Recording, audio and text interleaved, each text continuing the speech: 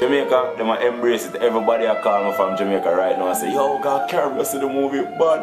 And they must see this big billboard and I talk hard about it, so I'm glad to see, you know, a Jamaican product go across the world like this. And it's not only Jamaica alone, I get calls from everywhere, Canada, everywhere where they have internet and they might get the little leaks and thing about the movie. They must see some little scenes, they might go crazy, yo. Crazy. Yep. Yeah, the film opened up in Jamaica in October of 2007.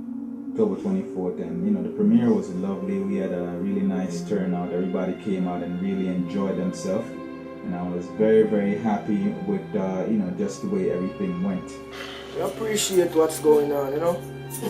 So you know, say the producer them do them work to try to get the movie out there, so other people in the world can see it and know what Bashment is really about, you know. We just want the movie to reach out there to people. Like, not care what kind of people, whether it's the media, the fans them, a director, a producer, whoever, you understand? So well, bootleggers, you know, I'm very, very concerned about bootlegging, of course, as most filmmakers are. And you know, the bootlegging thing is just I don't know, it's in one sense it's a blessing because of the promotion that it affords you, especially as an independent filmmaker. It really gets your name and, you know, out, you know, in a wide scale. But in another sense, it's a curse, man, and I think the curse makes a blessing seems even less of a blessing, because you know, if you could make the money if you were making the money that you normally make if there was no bootlegging, you could do the promotion you needed to do that the bootlegging does for you. So, you know, you work months and months on a project, and then, you know, you have other people out there who had nothing to do with it, and as soon as it comes out, they take your thing, and before you know it, they're selling it all over the place, and you're not getting any kind of, you know, any kind of monies or payments from it. So I think it's a very, very devilish thing, and you know, I would hope to see it stop, but I think that's more wishful thinking than anything, because you know, the world is filled with hustlers and crooks, and you know, people are gonna do what they're gonna do, but you know, it really affects your incentive and your motivation to do what you're doing, because you know, this is my life. This is how I make my living, and if I can't make a living from doing this, then I have to find another way to make a living. And you know, you gotta think about it. Everybody thinks it's okay because, you know, the quality is good and whatever, and they feel it's you know, they're getting a bargain from supporting the bootleg copies of stuff. Then you need to ask yourself the question, you know, what happens if the people who are making these films decide to stop making them? You know what I mean? Or doing these things, but you know, it's a thing where we kind of all take each other and ourselves for granted, and you know, that's just the reality of entertainment, whether it's music or movies, or whatever else, you know, that's being bootlegged out there. It's not going to change without, you know, the consumers first and foremost deciding that they're not going to support it, because it's a business. And I believe that if the people who were selling these bootlegs, you know, if they weren't being supported by the consumer base, if people weren't buying these things, they wouldn't be selling. They would stop selling. They'd stop selling them. And so it really is, the power is in the hand of the consumer. And you know, I'd hope that people would start to think about it in terms of what's equitable and what's fair, and you know, what's moral. So yeah. So more big up to you, Nine and Michael Fox, you know, cause you see foreign, the movie there put Mustard on the map, you see me?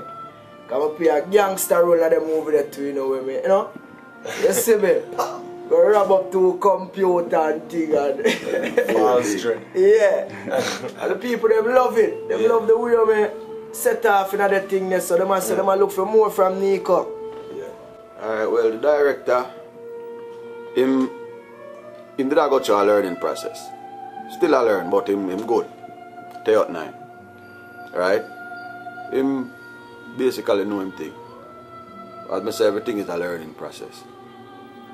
Him good with that one, yeah. I know the next one is going to be better. You know, him K.i.g. basically knew what he was looking for.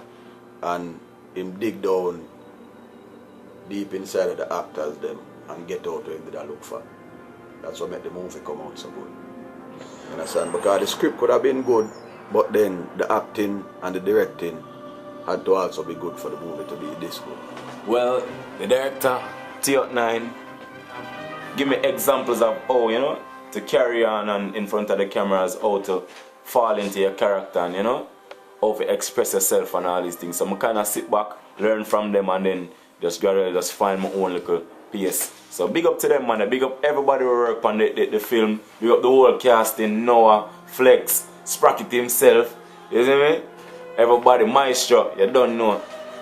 Basically, it's just good, better, best. Farno is good, this is better. So look out for the best. As far as future projects go, yes, I do have a slew of things coming up. My next film will be a drama.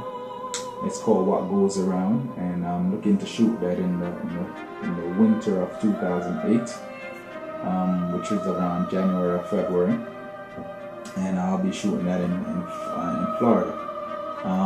After that, I have a big project called American Loops, and that will be shot in the spring of 2008, and then right after that, another project called Jamaica, which will be done in the summer. So several different projects, and I'm gonna really work fervently and diligently to become the face and the name of Jamaican filmmaking. This is something that I love to do. This is something that I've wanted to do all my life, and I'm just grateful for the opportunity to be doing it now at this level and at this time in my life. So I'm working on a number of different things, and looking for investors, looking for people who see the potential and see the direction I'm trying to take this thing, because I really want to lift the Jamaican film industry out of obscurity and put it in a place where people can talk about Jamaican films as something to look forward to on a regular basis, rather than just something that happens once in a blue moon. I want to tip my hat to all of the actors again. Michael Fox, my co-writer, and everybody that had who played an instrumental part in the movie. Again, the movies Bashment, The Fork in the Road. You can check me out online at www.sunrason.com. That's sunrason.com, and also at my MySpace page, which is myspace.com/tehutnine. That's TEHUTNINE. And I think we also have a YouTube page. Yes, youtube.com/sunrasonfilms. So continue to support Sun Ra Sun Films, and I look forward to making more films that celebrate Caribbean people and our culture, and to tell our stories with our faces and our voices. Yeah, original lifestyle barbershop, straight from Kingston 20, Jamaica. 1784 Utica Avenue, between I and J. Yeah man, check for I man, Gold Teeth, or Richley. You don't know.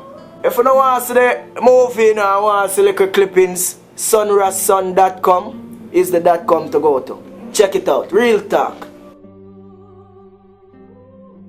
And check out www.sunrason.com. It's SUNRASON. Check it out. You could see the trailers, you could see a lot of things, you could see contact numbers if you want to find out where the DVDs is going to be at or where the movie is showing at. Just check out www.sunrason.com. Trust me, sell off thing.